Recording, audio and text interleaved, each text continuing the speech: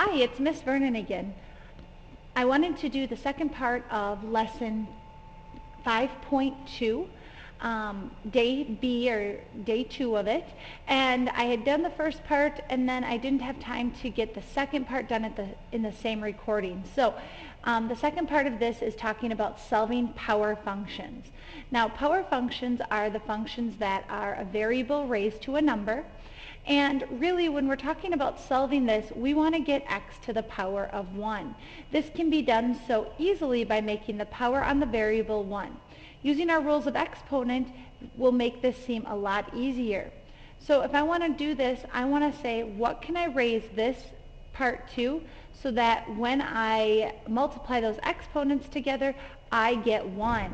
Well, the way I do that is to raise it to the reciprocal power, which in this case, the reciprocal of 2/3 is 3 over 2.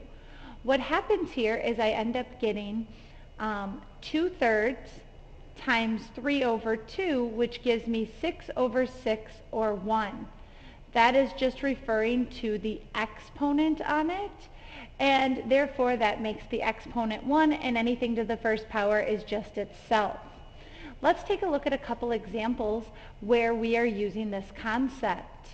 All right, so you're going to solve each of these problems by raising both sides to the reciprocal power. This is just like before when we would keep a problem balanced. So if I want to get x by itself here, I need to raise it to the reciprocal power, which we just learned makes that just x. The reciprocal of 4 is 1 over 4.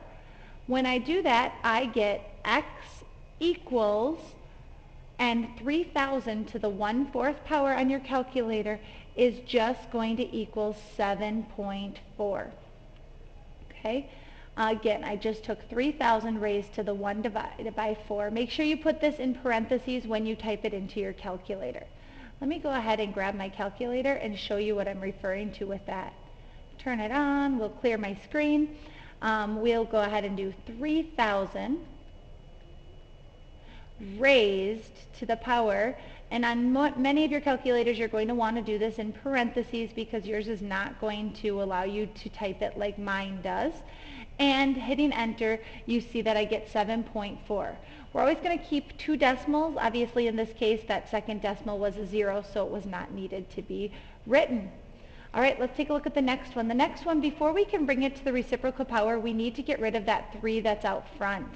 When we do that, we get x to the power of 7 equals 2,969. Now we're ready to bring it to the reciprocal power of 1 over 7.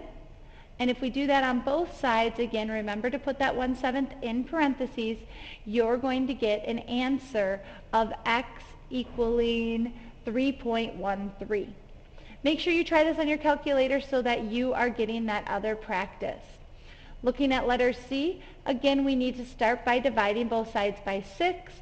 This gives us x to the 2.5 equals, this would be 15.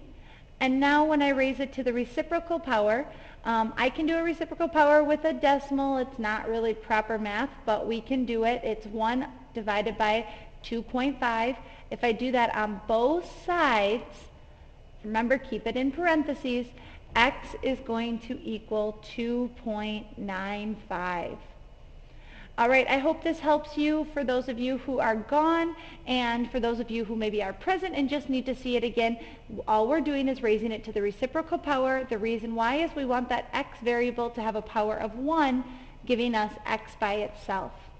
Please let me know if you have any questions in class the next time you are here.